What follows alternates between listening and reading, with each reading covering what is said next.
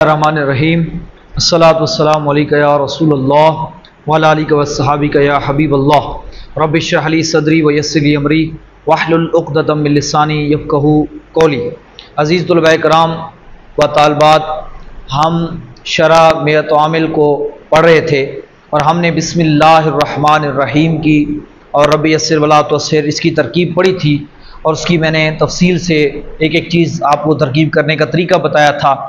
اور اس کتاب کو ہم جو پڑھ رہے ہیں تاکہ ہمیں جو نحو ہم نے پڑھی ہے اس کے استعمال کا طریقہ آ جائے، تو اس شرح میت عامل کو اصل میں پڑھانے کا مقصد یہی ہوتا ہے کہ اس کے ذریعے سے آپ کو عبارت پر جو بھی عربی عبارت بغیر اعراب کے ہے اس کو نحو اور صرف کا استعمال کر کے آپ خود سے اعراب دینے کی صلاحیت آپ میں پیدا ہو جائے۔ تو آپ جتنی زیادہ اس کی پریکٹس کریں گے تو اتنا جلدی آپ کو اس پہ دسترس آپ کو حاصل ہو جائے گی، عربی عبارت کو بغیر عربی اعراب کے پڑھنے میں اور اس کو لکھنے میں آپ درست طریقے سے اس کا اعراب بھی لگا سکیں گے اور پڑھ بھی سکیں گے۔ اکثر طلباء کرام کو جب نحو تو آتی ہوتی ہے لیکن وہ اس کا استعمال نہیں کر سکتے، یعنی ان کو یہ نہیں پتہ چلتا کہ یہ قانون ہم نے کہاں لگانا ہے۔ تو ان کی کبھی کبھی زیادہ تر تو شرح میت عامل بھی وہ پڑھ چکے ہوتے ہیں لیکن پھر بھی استعمال نہیں کر سکتے۔ اس کی ایک بڑی وجہ یہ ہوتی ہے کہ وہ صرف شرح میت عامل کی جو عبارات ہیں ان کو رٹ لیتے ہیں، بس جی اس پر یہ اعراب لگانا ہے، سمجھتے نہیں ہیں، اس کو خود پریکٹس نہیں کرتے، اس کے حساب سے مزید مثالیں نکال کے حل نہیں کرتے، جس وجہ سے ان کو یہ مسئلہ پیش آتا ہے۔ تو ہم کوشش کر رہے ہیں کہ میں آپ کو ڈیٹیل کے ساتھ اس کا استعمال بھی سمجھا رہا ہوں اور ساتھ ساتھ جو واٹس ایپ کے ذریعے اور مختلف طریقے سے پڑھ رہے ہیں ان کو مشق بھی جو ہے وہ دی جا رہی ہے تاکہ آپ جو ہے جو کچھ پڑھ رہے ہیں اس جیسی دیگر عبارتوں کو بھی آپ حل کر سکیں۔ صرف اسی عبارت کو مطلب نہیں کہ جو شرح میت عامل کی ایسی کو رٹ لیا اور جا کے امتحان پاس کر لیا تو سمجھ لیتے ہیں کہ کامیابی ہو گئی۔ اصل مقصد امتحان نہیں ہوتا، اصل مقصد سند حاصل کرنے نہیں ہوتا، اصل مقصد ہوتا ہے کہ آپ یہ چیز سمجھ لیں اور خود سے عربی عبارت کو حل کر سکیں، کسی بھی کتاب کی ہو، کہیں پر بھی کوئی عبارت لکھی ہو۔ تو آپ جو یہاں سے پڑھتے ہیں تو اگر آپ دیگر عربی کتب پڑھ رہے ہیں تو ان میں سے عبارات اپنی سبق کے مطابق ڈھونڈیں خود، یا آپ کو جو مشق دی جائے اس کو حل کرنے کی کوشش کریں۔ آج ہم شرح میت عامل کے اگلے جو ہے وہ حصے کی طرف جاتے ہیں۔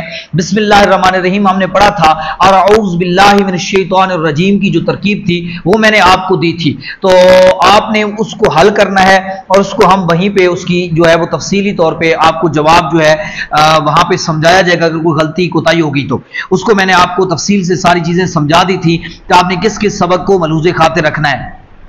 اچھا، اب جو ہے مصنف نے بسم اللہ الرحمن الرحیم کے بعد، یعنی جو علامہ عبد الرحمن جامی ہیں شرح میت عامل کے جو مصنف ہیں، انہوں نے بسم اللہ الرحمن الرحیم سے کتاب کا آغاز کیا، اس کے بعد انہوں نے الحمدللہ علی نعمائہ الشاملتی و آلائہ الکاملتی، یعنی اللہ تعالیٰ کی حمد جو ہے وہ اپنے انداز میں کی ہے بسم اللہ الرحمن الرحیم کے بعد، کیونکہ کوئی بھی عظمت والا کام بسم اللہ الرحمن الرحیم سے شروع نہ کیا جائے تو وہ بے برکت ہو جاتا ہے، اس میں برکت نہیں رہتی، وہ ادھورا رہ جاتا ہے۔ اور اسی طریقے سے دوسری حدیث میں یہ آتا ہے کہ اگر کوئی بھی عظمت والا کام، جو برکت والا کام ہے، جو ذیشان کام ہے، وہ اگر اللہ کی حمد سے بھی آغاز نہ کیا جائے، یعنی اللہ کے تسمیہ کے ساتھ ساتھ جو ہے وہ حمد بھی نہ کی جائے، تب بھی وہ بے برکت اور ادھورا رہ جاتا ہے۔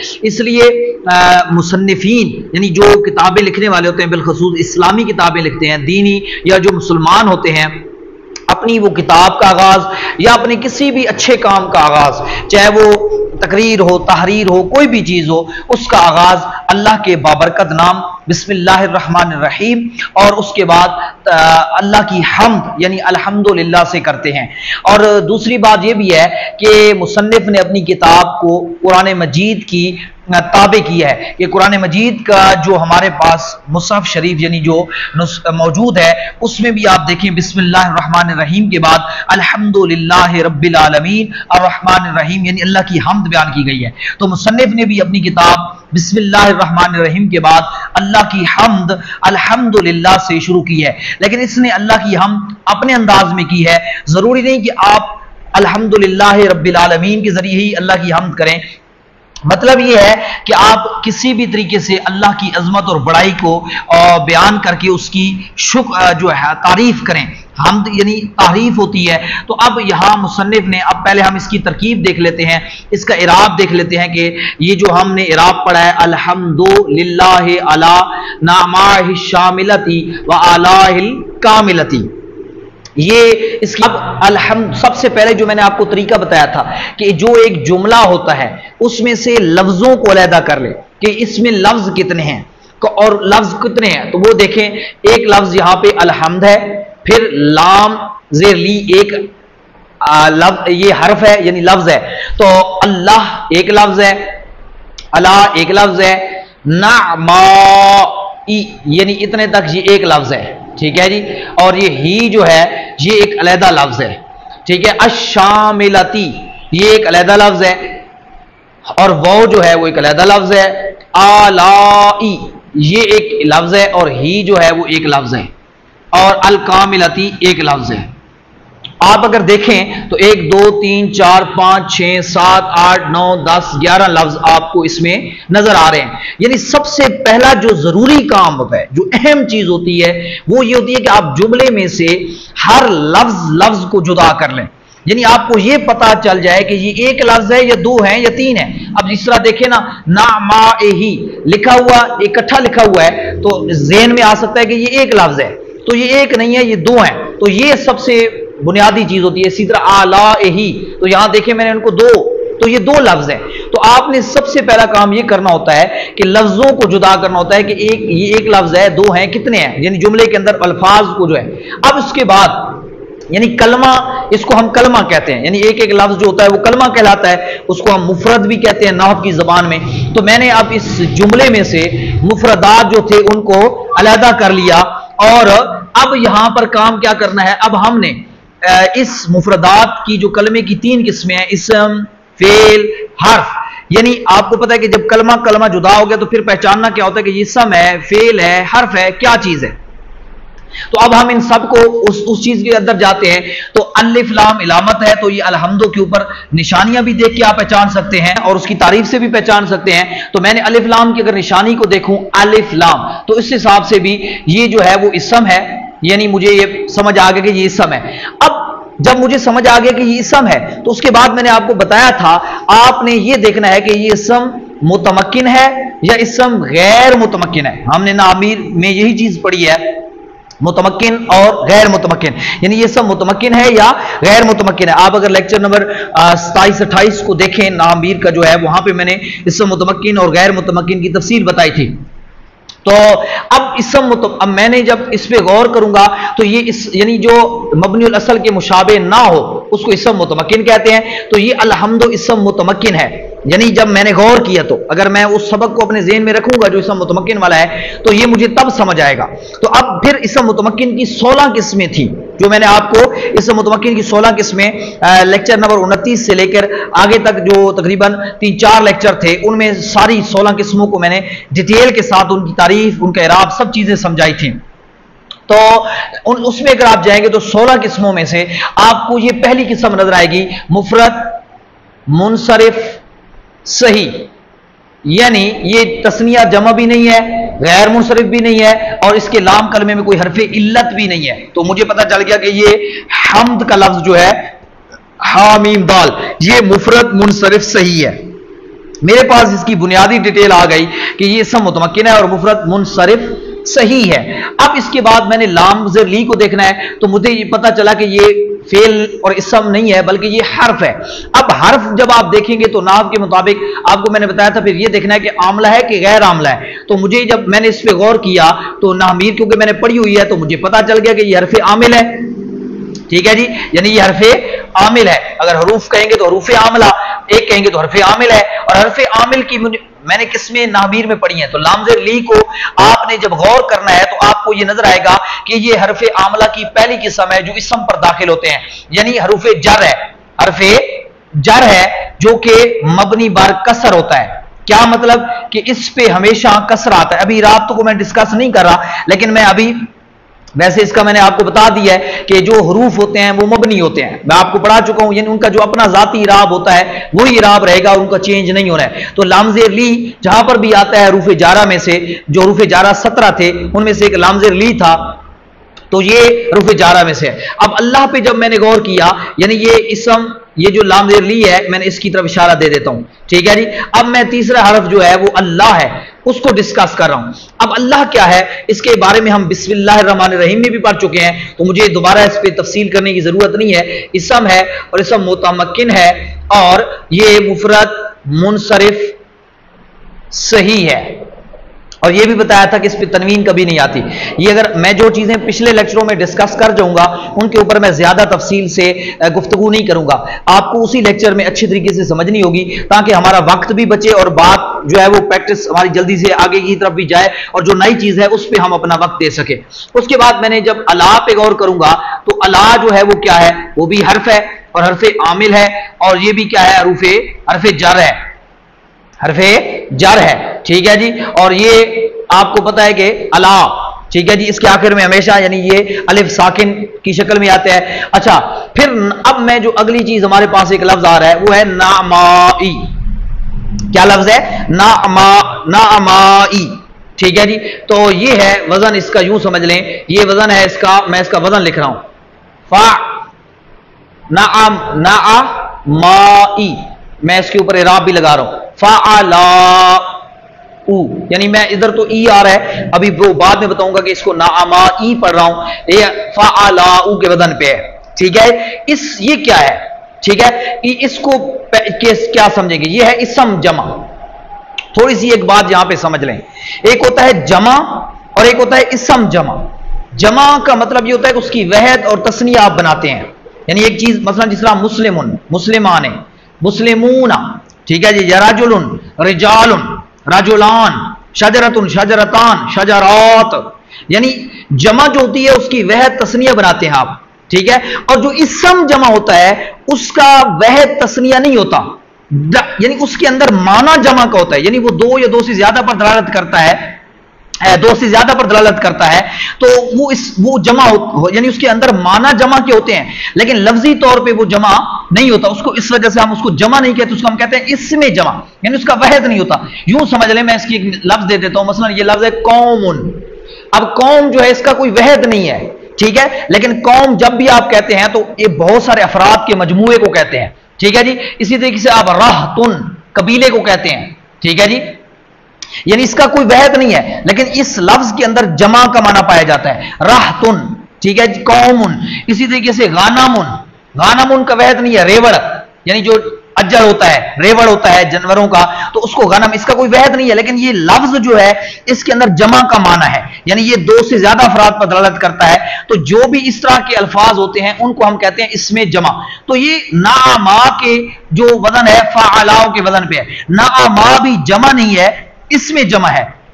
آپ کو کیسے پتہ چلا ہے کہ اس میں جمع ہے؟ اس کی ایک تو یعنی کیونکہ وہ کہتے ہیں یہ جو وزن ہے فعلاء کا، اس وزن پہ جو جمع کے اوزان اکٹھے کیے گئے ہیں، تو اس جمع پہ، اس وزن پہ جو ہے وہ کوئی جمع نہیں آتی، یعنی قانون قیاس کے اندر جب ہم عرب کے اندر جمع کا استعمال دیکھتے ہیں، غور کرتے ہیں، تو عرب والے، تو آپ کو پتا ہے کہ وزنوں کے ذریعے سے نا ہم اپنا ان کا ذخیرہ اکٹھا کرتے ہیں، اوزان آپ صرف کے اندر پڑھ چکے ہیں، تو جب انہوں نے جمع کے وزن اکٹھے کیے، یعنی جن جن وزنوں پہ جمع آتی ہے، تو انہوں نے تو اس میں یہ وزن فعلاء کا وزن پہ کوئی جمع نہیں آتی تھی، یعنی عرب والے اس وزن پہ جمع لے کے نہیں آتے، تو اس وجہ سے ہمیں پتہ چل گیا کہ یہ جو ہے اس میں جمع ہے، جمع نہیں ہے، اس کا وحد نہیں ہم ڈھونڈیں گے یہ کس کی بھائی جمع ہے، تو اس لحاظ سے عرب والے کہتے ہیں کہ یہ اس میں جمع ہے، کچھ کہتے ہیں کہ یہ جمع ہے، تو اس وقت پھر اس کی وحد کو وہ نعمتن یا نعمتن کو اس کی وحد بناتے ہیں اور نعما کو اس کی جمع بناتے ہیں، کچھ کا جو نقطہ نظر ہے۔ تو بہرحال جو زیادہ صحیح اور مشہور نقطہ نظر ہے وہ یہی ہے کہ یہ اس میں جمع ہے۔ اب یہ اس میں جمع ہے تو میں نے کہا کہ یہ معنی اس کے اندر جمع کے ہوتے ہیں، لیکن لفظی طور پہ ایک لحاظ سے یہ جمع نہیں ہوتی، تو اس وجہ سے اس کو ہم متمکن، اسم متمکن شمار کرتے ہیں، اور اس کی کون سی قسم شمار کرتے ہیں؟ مفرد منصرف صحیح، یعنی یہ لفظی اعتبار سے مفرد ہوتے ہیں. دیکھو جس طرح یہ قوم، راحت، غنم، لفظی طور پہ یہ مفرد ہیں، منصرف ہیں، صحیح ہیں، لیکن معنوی اعتبار سے یہ جمع ہوتے ہیں. اس وجہ سے اس کو اسم جمع کہتے ہیں، جمع نہیں اسم جمع کہتے ہیں. یعنی جمع اور اسم جمع میں فرق ہو گیا. میں نے یہ تھوڑی سی ڈیٹیل کر دی ہے، یہ ایک نئی چیز تھی تو یہاں پر تفصیل کر دی ہے. اب یہ ہمیں پتہ چل گیا، اس کی تفصیل آ گئی. اب آ جاتے ہیں ہی ضمیر پہ. ٹھیک ہے جی، تو اب یہاں حاضر ہی ہے. یہ حاضر ہی جو ہے یہ کیا ہے؟ تو یہ بھی میں نے غور جب کریں گے آپ تو آپ تھوڑا سا غور کریں گے تو یہ ضمیر ہے، اور ضمیریں کیا ہوتی ہیں؟ یعنی اسم ہے. اور اسم کی کون سی قسم ہے؟ غیر متمکن ہے. یہ متمکن نہیں ہے، کیونکہ غیر متمکن کی کل 8 قسمیں ہم نے پڑھی تھی. اس پہ میں پچھلے درس میں آپ کو اشارہ دے چکا ہوں، تو اب میں پھر ایک بار اشارہ دے رہا ہوں. آپ اسم غیر متمکن کی جو 8 قسموں کو میں نے نامیر میں پڑھا ہے، غور کریں گے تو ان میں ایک قسم آتی ہے ضمیر. تو یہ اسم غیر متمکن کی قسم ہے ضمیر. اور ضمیر کی پھر میں نے آپ کو 5 قسمیں پڑھائی تھی. اپنا مرفوع، منصوب، مجرور ہے تو ان کی پھر قسمیں تھی متصل، منفصل. تو یہ کون سی ہے؟ اب میں نے آپ کو بتایا تھا کہ جو ضمیر مضاف الیہ بن رہی ہو، یعنی اسم کے بعد آ رہی ہو. میں نے آسان لفظوں میں وہاں یہ سمجھایا تھا کہ جو ضمیر اسم کے بعد آ رہی ہوتی ہے، یعنی اس سے پہلے کوئی اسم ہوتا ہے، تو وہ کیا بن رہی ہوتی ہے؟ مضاف الیہ بن رہی ہوتی ہے. ٹھیک ہے جی، جس طرح میں نے آپ کو بتایا تھا غلامہ. ٹھیک ہے جی، کتابہ، کلامہ. ٹھیک ہے، تو اس لحاظ سے وہ ضمیر کیا ہوتی ہے؟ مجرور ہوتی ہے. اور ضمیر مجرور کی ایک ہی قسم ہے متصل، یعنی وہ منفصل ہوتی ہی نہیں ہے. آپ کو بتایا تھا وہاں پہ ڈیٹیل کے ساتھ. میں اشارہ اس لیے دیتا ہوں کہ آپ نامیر اگر پڑھ چکے ہیں تو آپ وہاں کا سبق اپنے ذہن میں لائیں گے تو اس کا استعمال اب دیکھیں کہ وہ یہاں کیسے استعمال ہو رہی ہے. اب یہاں میں نے اس کو ہی کیوں پڑھا، ہو کیوں نہیں پڑھا، یہ سوال میں آپ پہ چھوڑ رہا ہوں. اس جگہ پہ آپ نے سوال اٹھانا ہے اور اس کا جواب دینا ہے. وہ باقی چیزیں میں آپ کو سوال آپ نے اٹھانا ہے کہ یہاں کون سا اعتراض اٹھ رہا ہے. فی الحال ابھی میں نے آپ کو اس کی تفصیل بتا دی ہے. یہ سم ہے، غیر متمکن ہے، ضمیر مجرور متصل ہے. اب آ جاتے ہیں الشاملہ پہ. جو لفظ الشاملہ ہے وہ کیا ہے؟ دیکھیں الشاملہ کو اب ہم دیکھ لیتے ہیں. ٹھیک ہے جی، ضمیر مجرور، یہ متصل ہو گئی. اچھا، اب جو ہے وہ الشاملہ جو ہے، اس کا تیر کا نشان میں ادھر لے آتا ہوں. الشاملہ اگر آپ اس کا دیکھیں تو یہ کیا ہے؟ الف لام لگا پڑا ہے تو پتہ چل گیا کہ یہ اسم ہے. ٹھیک ہے جی، پھر یہ متمکن ہے، پھر یہ مفرد، منصرف، صحیح ہے اگر اس اعتبار سے دیکھا جائے. لیکن یہ ہے کیا؟ یہ اسم شامل فاعل، یعنی اسم فاعل کے وزن پہ ہے. اگر دیکھا جائے تو یہ کیا ہے؟ اسم فاعل ہے اور مؤنث کا صیغہ ہے. وید مؤنث غیب کا صیغہ ہے. ٹھیک ہے جی، تو اس چیز کو دیکھ لیا آپ نے. اب واو آ گیا تو واو کو آپ نے نحو میں پڑھا ہوا ہے کہ واو کیا ہے؟ واو اسم نہیں ہے، فعل نہیں ہے، بلکہ حرف ہے. اور حرف کی کون سی قسم ہے؟ غیر عاملہ. اور دوسرا اس کا کیا ہے؟ حرف عطف ہے. یعنی جو ہم نے عطف نسق پڑھا تھا تو اس میں آ جاتا ہے کہ یہ معطوفات، یعنی جو حرف عطف ہے وہ حروف غیر عاملہ میں، یعنی اس کا کام ہوتا ہے 2 چیزوں کو جوڑنا، اور اس کا کوئی عمل نہیں ہوتا، یعنی یہ کسی کو اعراب کسی کا چینج نہیں کرتا. تو یہ آ گیا. اب پھر آ جاتے ہیں اعلیٰ پہ. اب میں اعلیٰ کا تیر کا نشان جو ہے وہ تھوڑا سا، کیونکہ جگہ یہاں پہ ختم ہو چکی ہے تو یہاں سے لے کے یہاں لے آتا ہوں. یہ اعلیٰ کیا ہے؟ اعلیٰ، اس کا جو وزن ہے وہ ہے افعال. کیا ہے؟ افعال. اور یہ جمع ہے، یہ اسم جمع نہیں، یہ جمع ہے. اس کی وحد کے اندر، یعنی اس کی وحد کیا آتی ہے؟ اس کو مختلف طریقے سے پڑھا جاتا ہے. کچھ پڑھتے ہیں کہ اس کی وحد ہے الیون، یعنی اس کی وحد ہے الیون یا آلایون. آلایون، الیون یا آلایون. ٹھیک ہے جی، حمزہ اور لام دونوں پہ زبر، یا حمزے پہ زیر اور لام ساکن، الیون. اور بعض اس کی وحد کو کہتے ہیں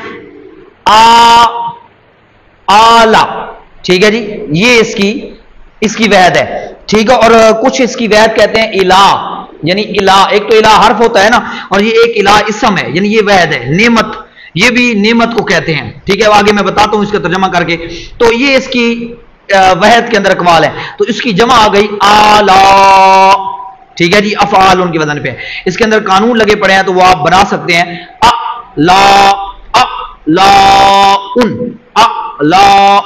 یعنی یہ حمزہ پھر حمزہ، ایک ساکن اور ایک متحرک. تو یہ آپ صرف کے اندر قانون پڑھ چکے ہیں کہ پھر وہ اس کو کھڑا الف سے تبدیل کر دیتے ہیں. جس طرح مانا تھا تو آ مانا ہو گیا. ٹھیک ہے جی، تو یہ حمزہ آخر میں ہے، لام کے مقابلے میں تو آلاؤن. تو اس طریقے سے یہ ہو گیا. اب اس کو کیا کہیں گے ہم؟ یہ کون سی قسم ہو گئی؟ یہ ہو گیا اسم، یعنی یہ اسم ہے اور ٹھیک ہے. اور یہ اسم کون سی ہے؟ متمکن ہے. اور متمکن کی کون سی قسم ہے؟ جمع مکسر منصرف. جمع مکسر منصرف یعنی جس میں وحد کی بنا ٹوٹ جاتی ہے جب آپ اس کو جمع بناتے ہیں. تو یعنی یہ وحد تھا، اس کی جب آپ نے جمع بنائی تو اس کی شکل اور تبدیل ہو گئی. ٹھیک ہو گیا. جس طرح آپ قولن، ایک وحد ہے نا قولن، قولن، تو اس کی جمع آ گئی اقوالن. ٹھیک ہے. تو اس طریقے سے یہ اس کی الیون آلاؤن اس کی جمع ہو گئی. اب یہ اس کے بعد جو ہی، یہ جو آ رہی ہے حاضر ہی، تو اس کو بالکل ڈیٹیل وہی ہے کہ یہ اسم غیر متمکن ہے، جو ابھی آپ نے یہ ڈیٹیل پڑھی ہے وہی والی ڈیٹیل جہاں پہ ہے کہ غیر متمکن ہے اور ضمیر ہے اور مجرور ہے اور متصل ہے، بالکل وہی صورتحال ہو جائے گی. اور الکاملہ کے اندر بالکل سیم وہی گفتگو ہوگی جو آپ نے کس میں کی ہے؟ الشاملہ میں کی ہے. ایک تو یہ اسم فاعل ہے اور دوسرا واحد مؤنث غائب ہے. ٹھیک ہے جی. اور دوسرا یہ اسم متمکن مفرد منصرف صحیح ہے. تو یہ میں نے ایک ایک کی آپ کو یہاں الحمدللہ علی نعمائہ والشاملتی وعلی الکاملتی پہ ڈیٹیل کر کے دکھا دی. ابھی ہم نے ایک ایک کی ڈیٹیل کی ہے. اب ہم ان کو جوڑتے ہیں، آپس میں ان کا تعلق جوڑتے ہیں، جملے کو یعنی جملہ بناتے ہیں. اب یعنی ایک ایک جب ہمیں ڈیٹیل آ گئی تو اب ہم ان کو جوڑنا ہے. جوڑنے کے لیے ہم طریقہ کیا ہے؟ الحمد.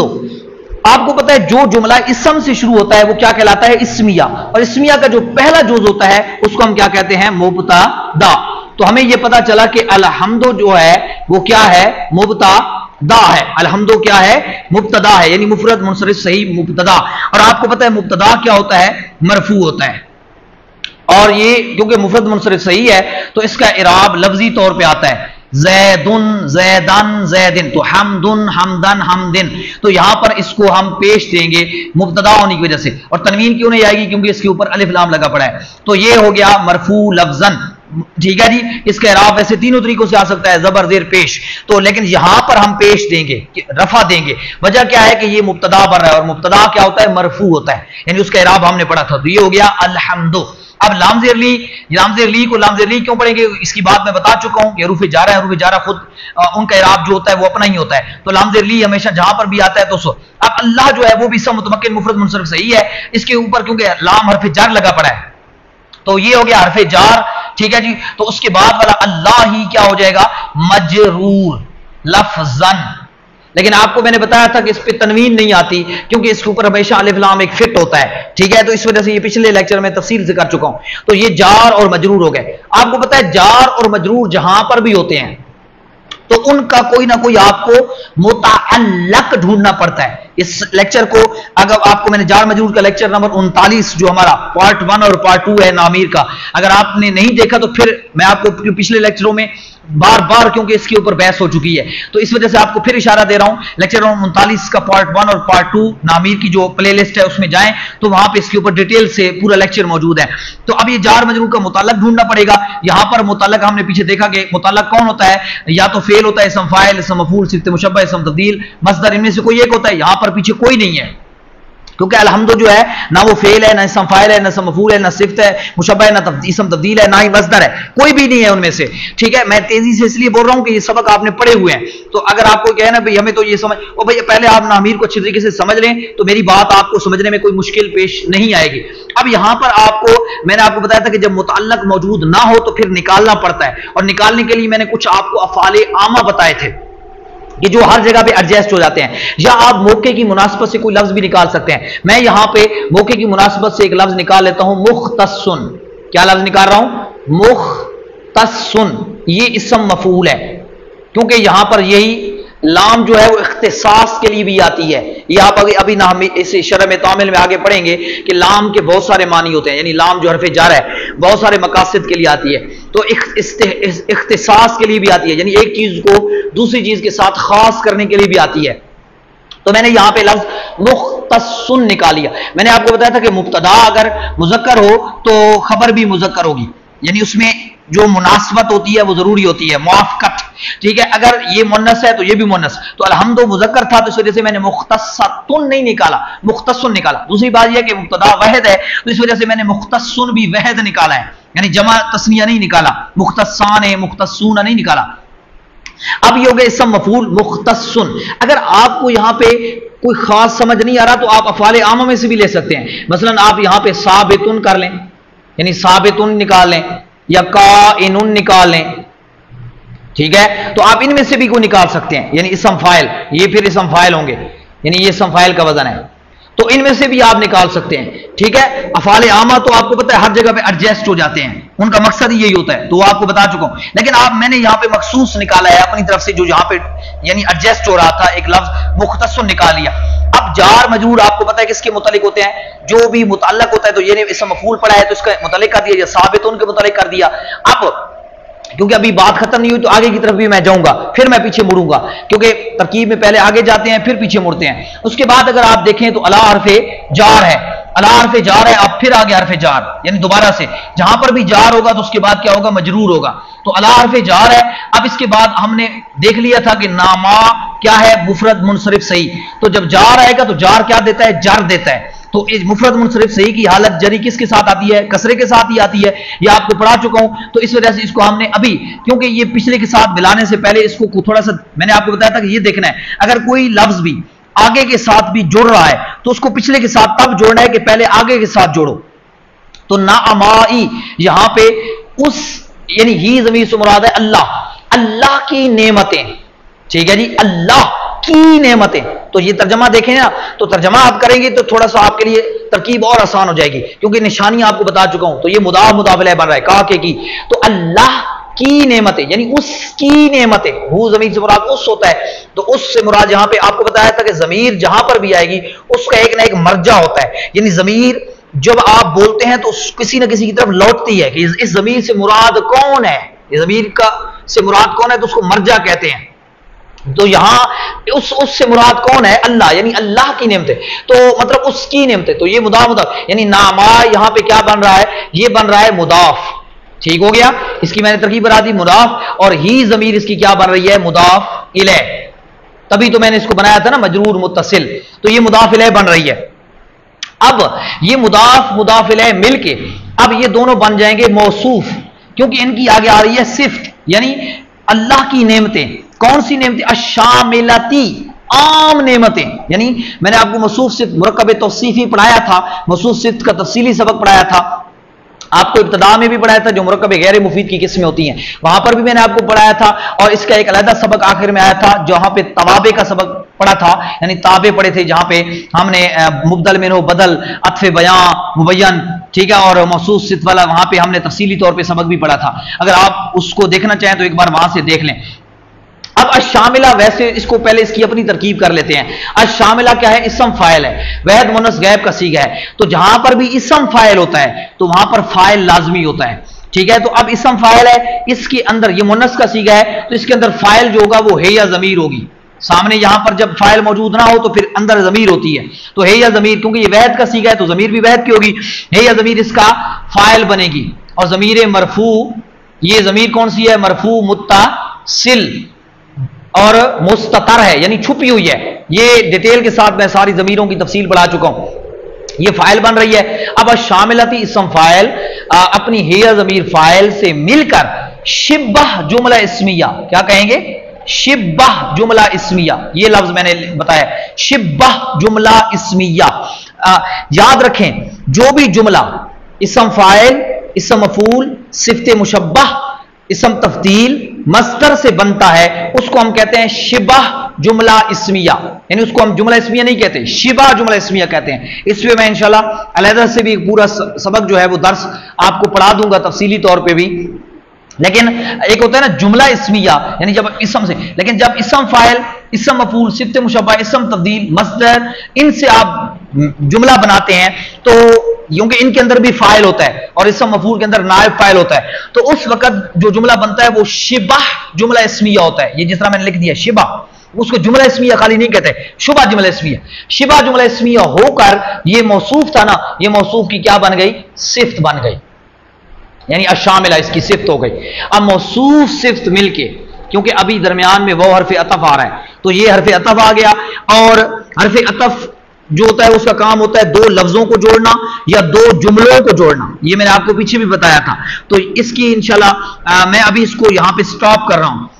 اگلے درس کے اندر میں کوشش کرتا ہوں کہ آپ کو یا اس کو مکمل کر دیتا ہوں. میں کوشش کرتا ہوں کہ تاکہ آپ کی بات ذہن میں آ جائے, مکمل ہو جائے. اچھا, واو جوڑنے کے لیے آتا ہے. اب جہاں پر بھی واو حرف عطف آئے گا تو اس سے پہلے جو ہوگا, چاہے وہ لفظ ہو, آپ نے غور کرنا ہے کہ یہاں لفظ دو جوڑ رہے ہیں یا پورا جملہ جوڑ رہا ہے. تو یہاں نامہ شاملہ یہ پورا موصوف صفت مل کے یہ بن جائے گا معطوف علیہ. کیا بن جائے گا؟ معطوف علیہ. یہ میں نے آپ کو معطوف علیہ وہاں پڑھایا تھا, ٹھیک ہے جی. نامیر کے اندر یہ سبق موجود ہے جہاں پہ غیر عاملہ حروف غیر عاملہ کی بحث ہے. تو معطوف علیہ بن گیا, وہ حرف عطف بن گیا, یہ بتا دیا میں نے. اب یہاں آلائہ الکاملتی کو بالکل سیم آپ نے اسی طرح دیکھنا ہے جس طرح نامہ الکاملہ تھی. آلائی مضاف ہے, یہ ضمیر مضاف الیہ ہے, باقی ڈیٹیل تو اس کی نکلی ہوئی ہے. اور مضاف مضاف الیہ مل کے موصوف ہے. الکاملہ کی پھر اسی طریقے سے الشاملہ کی طرح ترکیب کریں گے. اسم فاعل یا ضمیر اس کے اندر فاعل مل کے شبہ جملہ اسمیہ ہو کر اس موصوف کی صفت, موصوف صفت مل کے. اب معطوف علیہ کا کیا ہوتا ہے؟ معطوف علیہ کا کیا بن جائیں گے؟ معطوف بن جائیں گے. اب معطوف علیہ اپنے معطوف سے مل کے, یعنی یہ نامہ شاملہ معطوف علیہ اور تب آلائہ الکاملہ معطوف, یہ معطوف علیہ اپنے معطوف سے مل کے علی حرف جار کا کیا بن جائے گا؟ مجرور. اب جار مجرور مل کے اس کا بھی پیچھے متعلق ہوتا ہے. تو آپ نے جب ایک بار متعلق یہاں نکال لیا تھا, او مختصن, ایک متعلق کے دو بھی متعلقات ہو سکتے ہیں, تین بھی ہو سکتے ہیں, بشرطے کہ ترجمہ ٹھیک بن رہا ہو. تو اب پہلے آپ نے یہاں پہ نکالا تھا, اب یہاں نکلا ہوا پہلے سے موجود ہے, تو اس جار مجرور کو بھی ہم مختصن کے متعلق کر دیں گے. اب مختصن اسم مفعول, اس کے اندر ہے یا ضمیر اس کا نائب فاعل, کیونکہ ضمیر جو مفعول ہوتا ہے اس کا نائب فاعل ہوتا ہے. یہ سبق بھی نامیر میں پڑھ چکے ہیں. اگر ثابت نکالیں گے تو پھر اس کا ہوا ضمیر اس کا فاعل ہوگا. ثابت نکالیں گے تو فاعل بنائیں گے, اور اگر مختصر نکالیں گے تو ہے یا ضمیر نائب فاعل. مونس ہے اپنا ہے یا ضمیر, غلطی سے کہہ رہا ہوں ہے یا نہیں, ہوا.